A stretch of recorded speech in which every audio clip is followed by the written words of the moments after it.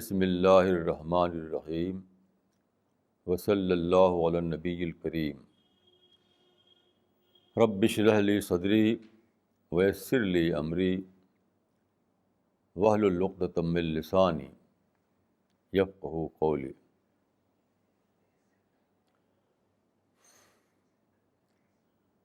The topic for this morning is peace.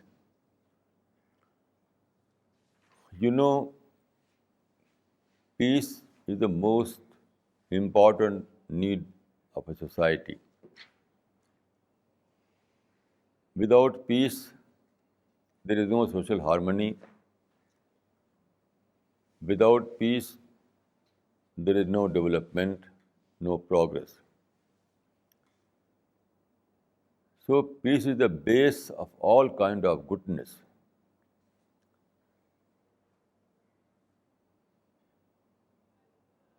We have to find out the formula of peace. According to my study, this question bothered every mind in every age. In every time, people were searching and studying how to establish peace. So according to my study, there are perhaps 6 models of peace. Maybe there are some other models, but basically there are 6 models of peace.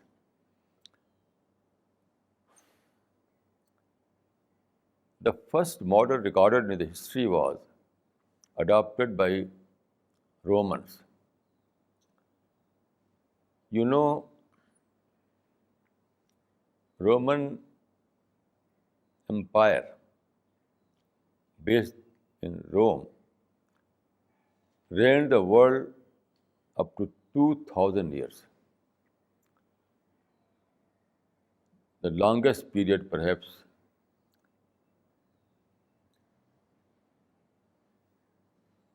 So Romans adopted a formula of peace which is known in history as Pax Romana. Pax was the name of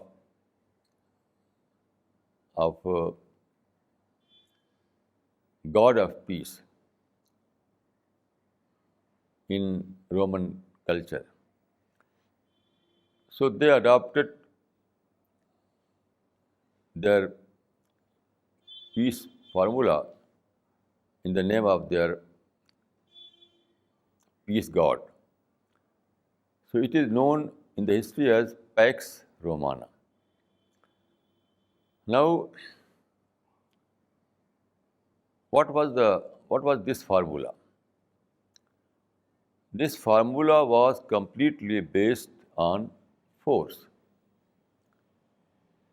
You know, Romans were believing in violence. According to them, arm was only source of power and strength. So they wanted to establish peace by the arm, by political force. This was the Pax Romana. I think obviously they were successful in establishing peace, although it was established by force and there was no freedom. There was no freedom. So, due to this, there was no intellectual development during Roman Empire. You know, although Roman Empire lasted up to 2000 years, but there was no scientific progress. There was peace, but there was no progress in, in that system. So, although were they successfully established peace, but at the cost of abolishing freedom. So I don't think that it was a model for for the rest of the world. It was only helpful to establish their empire. By this formula, they were able to make people their political slave. But at the same time, they, in that period, there was no scientific progress.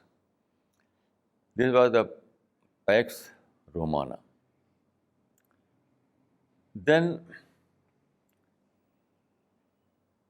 the second model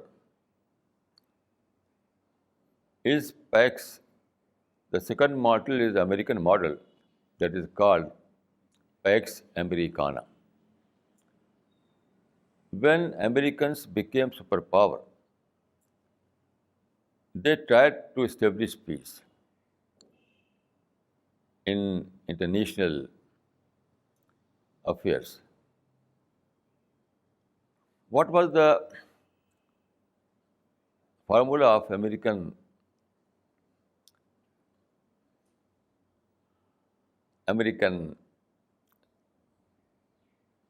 people? They wanted to establish peace again by force, although it was somewhat different from that of Romans. You know, Americans initially tried to engage people in dialogue, political dialogue, negotiation. But when negotiation failed, they tried to establish some compulsions in terms of economic compulsion and political compulsion. And if this kind of compulsion failed, they tried to dropped bomb, like Japan and Iraq. They dropped two atomic bomb in Japan for establishing peace. Although there was peace in Japan, but by establishing peace, they destroyed two largest city of Japan, that is Hiroshima and Nagasaki. Then they wanted to establish peace in Iraq, and again they the bombardment destroyed Iraq, and still there is no progress in Iraq. So American model or peace Americana was not a perfect model. Maybe it was in favor of American supremacy. Maybe it was helpful to establish, to maintain Americans as superpower in the world politics. But it was completely, but it gave negative result as far as the other nations are concerned. It is this reason that now Americans are, now people all over the world hate Americans, especially Muslim countries.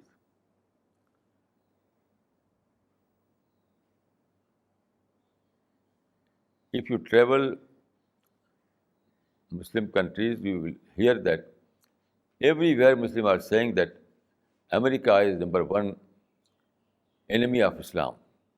America, Adul Islam, Raqam Wahid.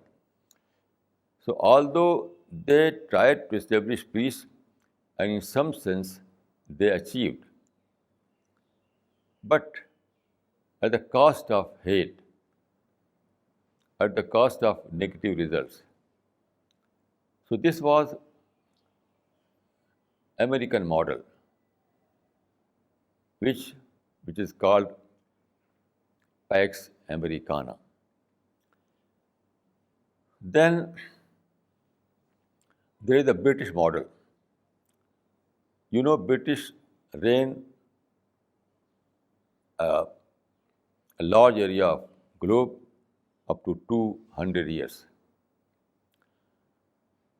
I think that Britishers were better than the Americans or Romans. Let us take India as an example. Britishers occupied India, but they adopted two-point formula. One was to occupy Indian cities and towns directly. But at the same time, they found that in India there are more than 500 states. So they adopted the strategy that they gave internal autonomy to all these states, like Hyderabad, Kashmir, Gwalior, Jaipur, Jodhpur, so on. So they never abolished these states, but they gave internal autonomy. They wanted them to pay tax. After paying the tax, they tried to adopt the policy of non-interference. So I think this was better than the Roman model than American model. Although I cannot say that people were happy with British rulers, but I can say that in some sense it was better than the Roman model and American model. Then there is the model of United Nations. You know, there were two international organizations. First was named as League of Nations.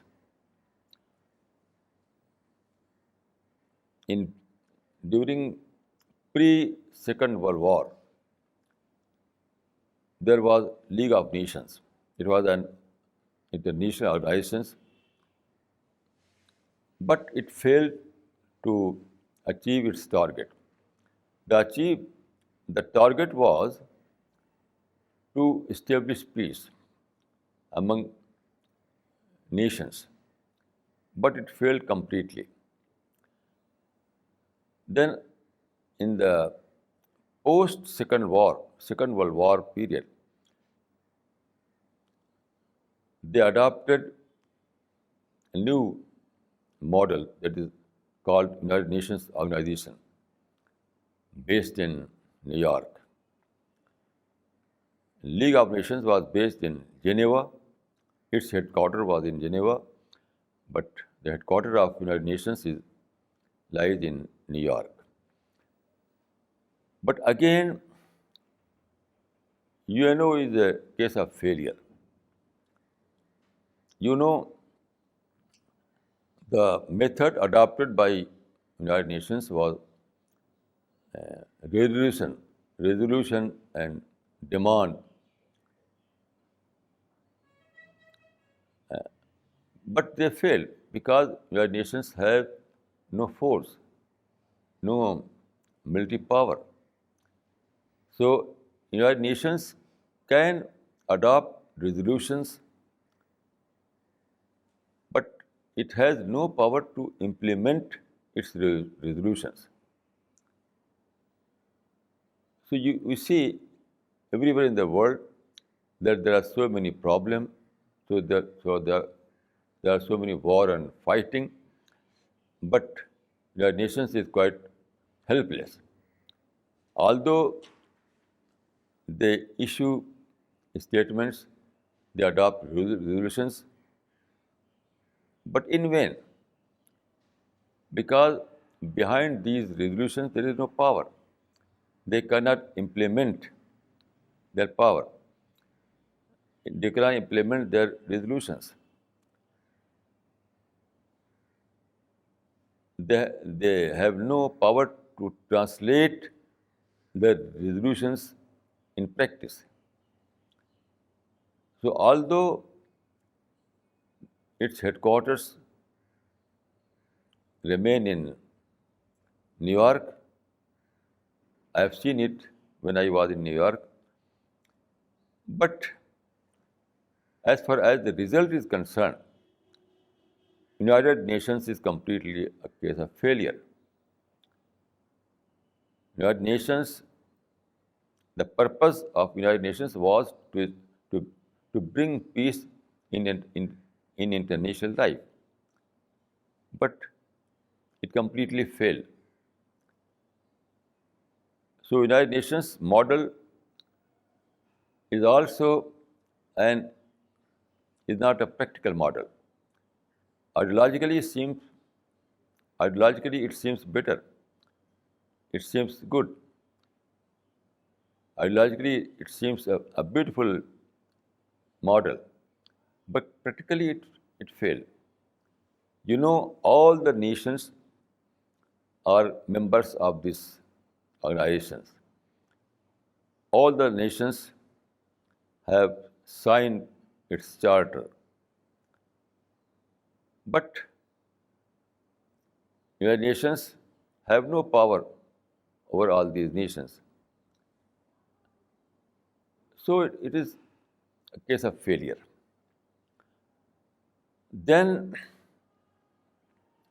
there is the Gandhian model. I think the Gandhian model was, Gandhi was able to achieve his target. The target of Mahatma Gandhi was to achieve freedom. You know, the freedom struggle started in 1857 in India. But at that time,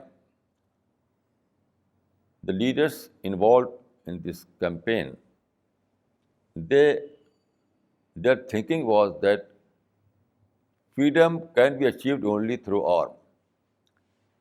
So their freedom struggle was based on arm and violence. Even Subhash Chandra Bose went to the extent that he established an army that was called Azad Hind Fauj.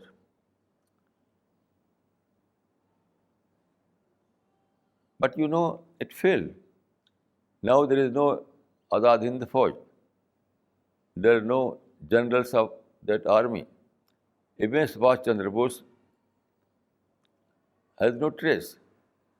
People speculate that he died in some air crash, but no one knows with certainty that where is Subhash Chandra Bose. So, from 1857 up to 1919, India's freedom struggle has adopted arm and violence. But this struggle failed to achieve its target. Target was to oust the British rulers. Target was to achieve political freedom. But they failed to achieve this goal. Then Mahatma Gandhi came. At the time he was in South Africa.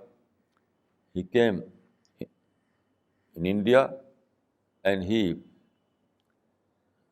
became the leader of freedom struggle. Mahatma Gandhi was influenced by Jainism and he was a great believer of ahimsa. So he declared after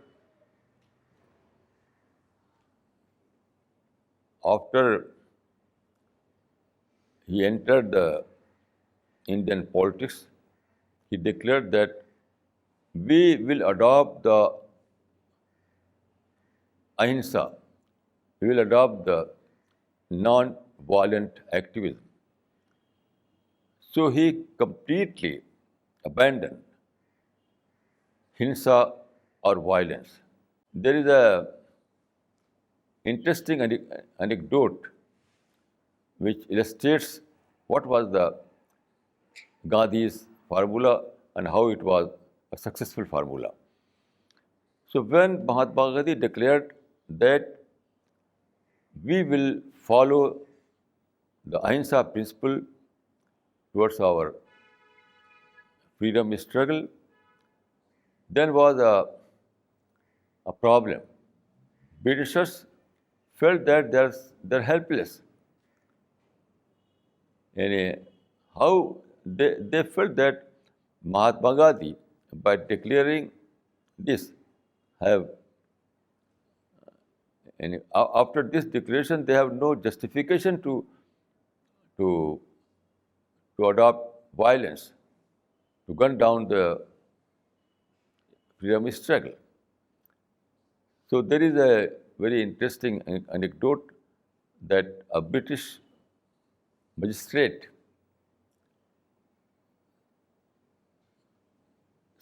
sent a telegraphic message. At that time, there was only telegraph to convey the messages. Now there are telephones, but at that time there was no telephone. So this British magistrate sent a message to the secretariat, to the British secretariat. The wording of this telegram was wire instructions how to kill a tiger non-violently. It means that when freedom struggle has adopted peace and ahimsa, then we have no justification to fire and kill them. This was the power of Mahatma Gandhi. Previously, people adopted arm as a source of power. But Mahatma Gandhi adopted demonstration, people's demonstration, as his force. So this was the technique adopted by Mahatma Gandhi. He used the people's demonstration as a source of strength, as a source of power.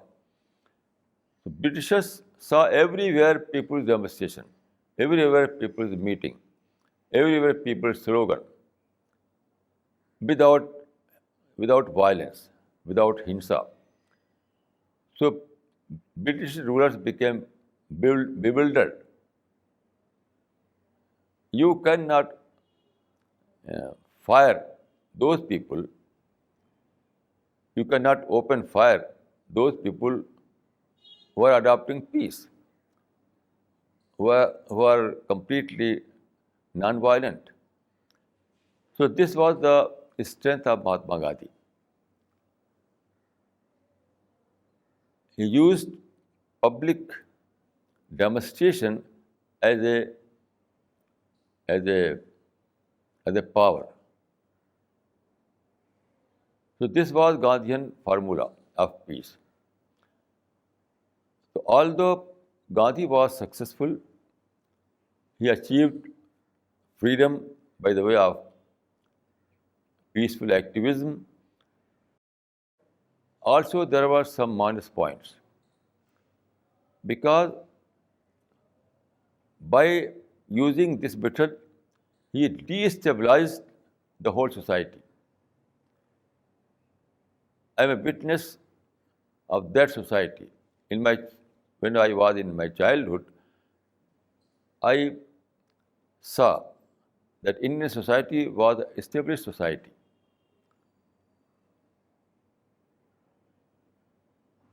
Established society. But Gandhi destabilized the whole society. Those people were engaged in service, in education, in different fields. They abandoned their activities. Students abandoned their education, service, servants abandoned their services, and everyone came out on the street. So all the traditions were broken. There is a saying, very well saying that it requires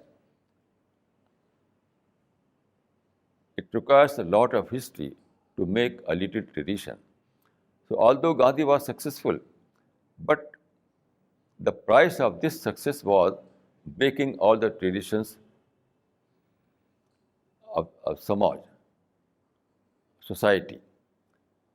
So the price was to destabilize the whole society. And it is the result of this method that in post-independence era we find that India was a land of anarchy. It is not legacy of Britishers. The anarchy we see in India at present, it is not legacy of Britishers.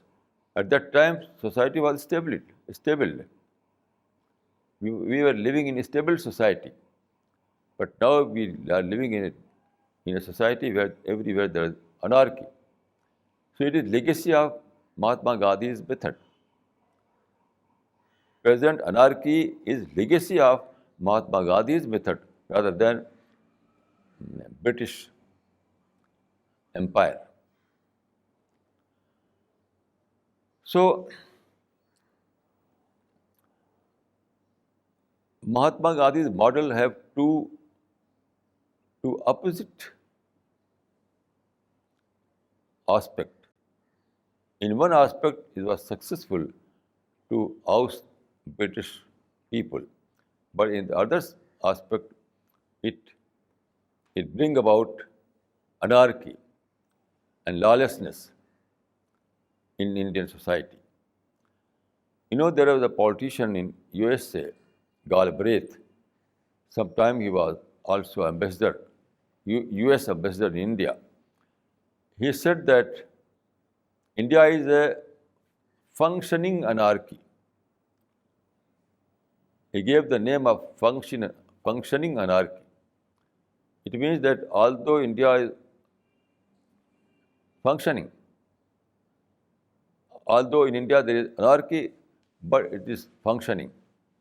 So he gave the title of functioning anarchy to Indian system. So this was the Gandhian model. Now I would like to say a few words about the Islamic model. I think the Islamic model is the best model, not in ideal sense. In this world, ideal cannot be achieved. So I'm not saying that Islamic model is ideal model. I am saying only that in practical sense, it is the best model. There is a difference. When you claim that this ideal model, then it means that it's defectless model. But in this world of test, it's not possible to establish an ideal model. It's not simply possible. What is possible is that in practical sense, you have you may establish a system that is comparatively better than the other models. So this is my claim. I say that Islamic model is best model, but not in ideal sense, but in practical sense. Now, what is the Islamic model? Islamic model of peace is quite different from other models. The basic difference between the two categories is that all other models believe that first of all we have to eliminate the status quo. First of all, this is the starting point according to their thinking. That first of all, we have to eliminate the existing system that is called political status quo. Then we can establish peace. For example, in India, Mahatma Gandhi wanted to oust Britishers. Without ousting Britishers, there is no possibility to establish peace in India. This was the case of all other models. For America, Americans wanted to eliminate Saddam Hussein. With Saddam Hussein, there was no possibility to establish American peace in Iraq. So is the case of all other models. But in contrast, Islam believes in what I call positive status quoism. Positive status quoism. It means that accept the status quo as it is and try to avail the opportunities existing in that given situation.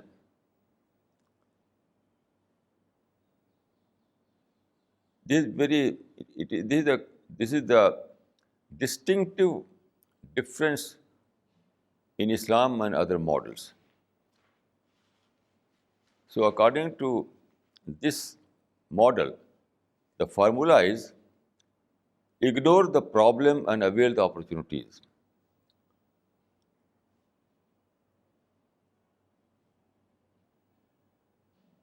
So Islamic philosophy or Islamic ideology believes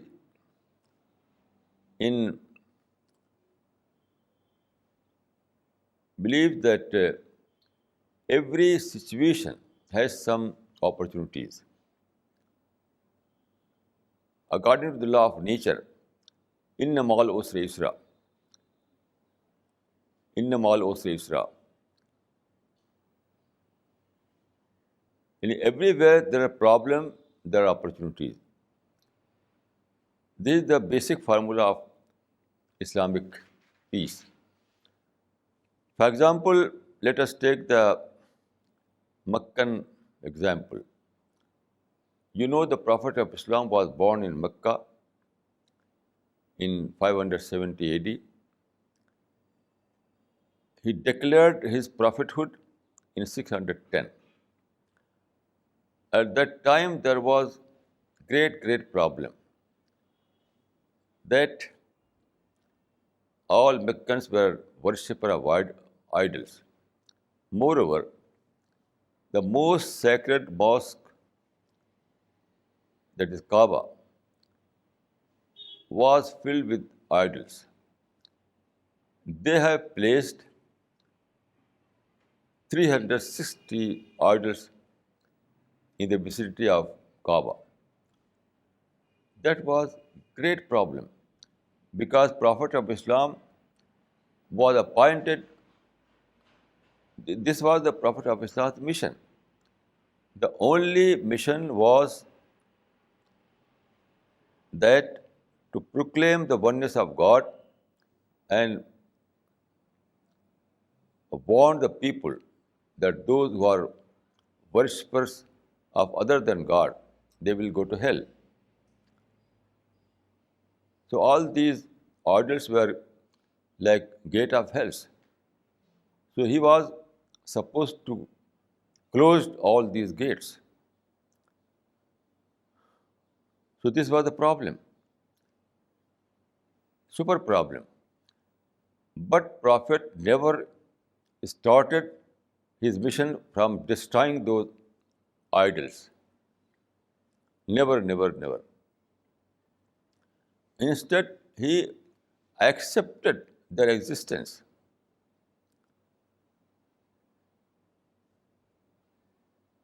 He used to go to Kaaba where 360 idols were placed, but he never touched these idols. He never tried to destroy these idols. Simply, he used to read Quran and declare this formula that "Qulu la ilaha illa tuflihu." You know, at that time, the vicinity of Kaaba was a place of gathering. There is assembly. Not only Meccan people, but other tribes used to visit Kaaba to worship their idols. In fact, all these 360 idols were idols of different tribes. It was not simply idols of Mecca. It was idols of all the Arab, all the tribes living in Arabia. So every day people visit Kaaba to worship their idol, to offer their prayer. So it was a permanent assembly. Prophet availed this as opportunity. He used to go, used to visit Kaaba daily and read Quran.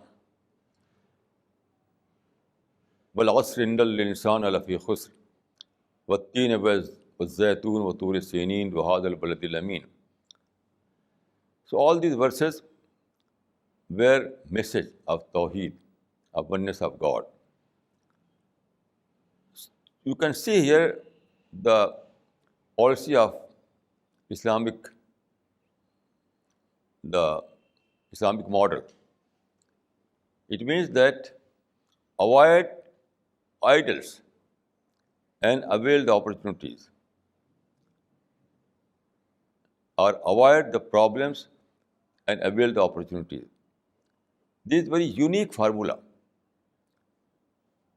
Throughout the whole history, people tried only one formula, that eliminate the problem so that you may find peace.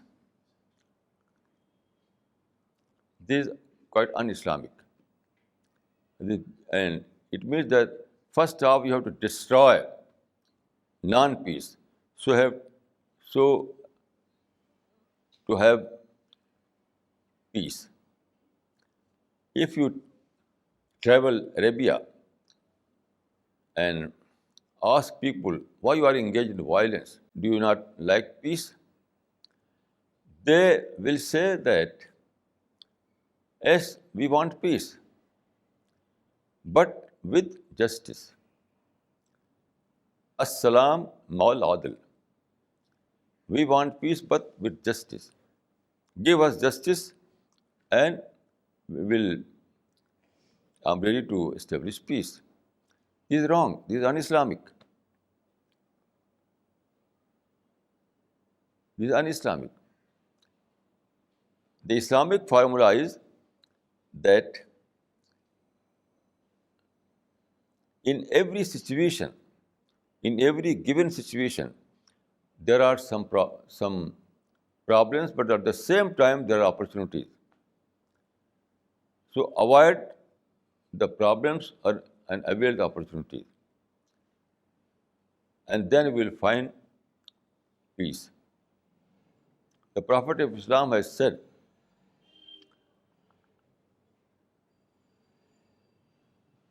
إِنَّ اللَّهَ يُعْطِي عَلَى الرِّفْقِ مَا لَا يُعْطِي عَلَى الْعُنْفِ. God grants to non-violence what he does not grant to violence. What it means? It means that if there are problems of violence, you have to avoid it. Don't go to fighting. Instead, you have to avail the opportunities. This was the policy of Prophet of Islam. So when he was in Mecca, he avoided idols and availed the opportunity of preaching. Then, after 13 years, they wanted to kill the Prophet of Islam. Then what happened? He avoided again the fighting and simply migrated from Mecca and settled in Medina. Why? Because he was aware that although Meccan people have become hostile, but in Medina they have a soft corner towards Islam. Why?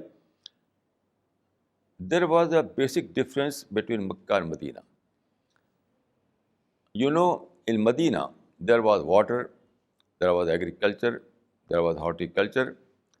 So their economy was based on agriculture and farming.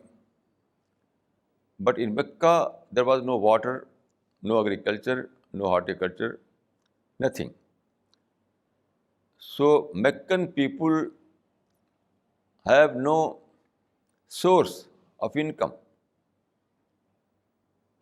Kaaba was only source of income for them, because every day people visit Kaaba and offer something. So their offering was their income. Kaaba became a center of idol worship, and every day worshippers visit Kaaba for offering. So these offerings was only source of income for Meccan people. So Meccan people, the mind of Meccan people was that if we accept Tawheed and abandon shirk or idol worship, then we will lose all our source of income. If we establish Tawheed or oneness of God in Mecca, it means that we will be deprived of all those sources of their incomes. So due to this fear, Meccan people became hostile. But this kind of fear was not prevailing in Medina. So Medina people have no problem in accepting the ideology of Tawheed. The Prophet of Islam understand this difference between Mecca and Medina. So he migrated from Mecca and settled in Medina. And without any kind of war, without any kind of fighting, Medina people accepted Islam. There was no such kind of atrocity which was faced by, which was faced by Prophet in Mecca.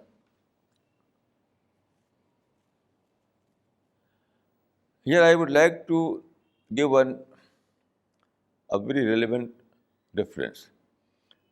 When the Prophet migrated from Mecca after 13 years and reached to Medina,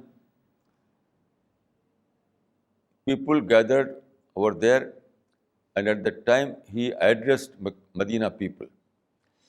This address is narrated by Ibn Ishaq in his book of Sirah. Under this caption, أول خطبة خطبها رسول الله صلى الله عليه وسلم في المدينة. So the gist of this address is that, O people, اتقوا النار ولو بشق تمرة.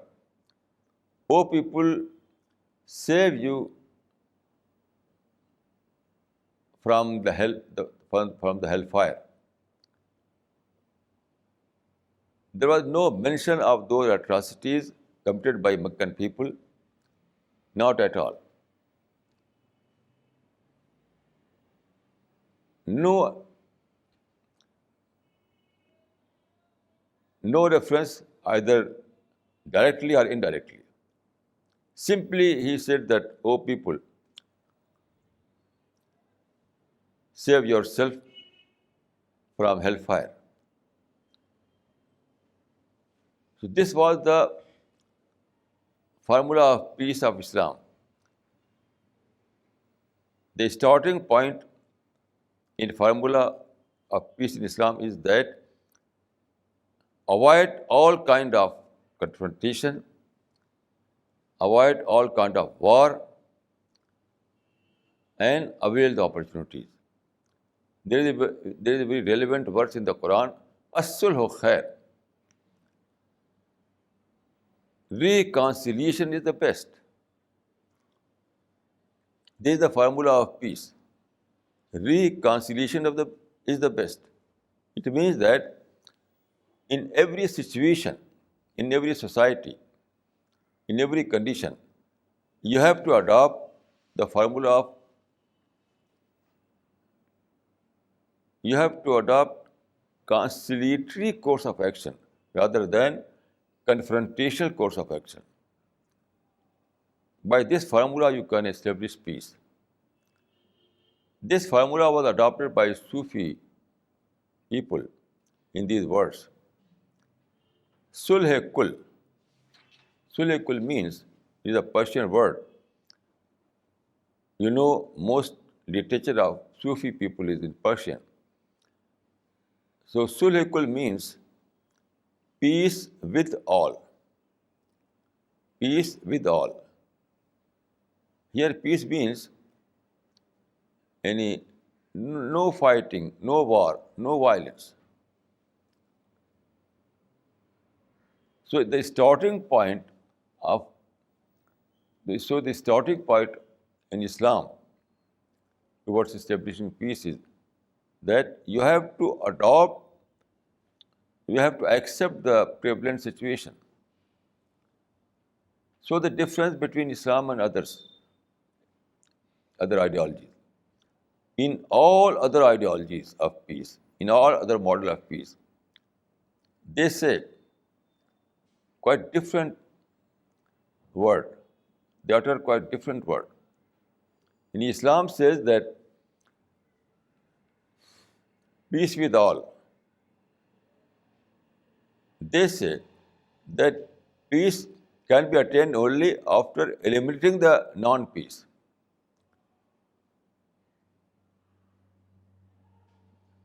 This, this is the basic difference between Islamic formula or other formulas. Then I will like say that Islam has the contribution of Islam towards peace is a very, very importance. Here I would like to give some aspect of that scheme. For example, Islam says that use of arm is that people are not allowed to use arms.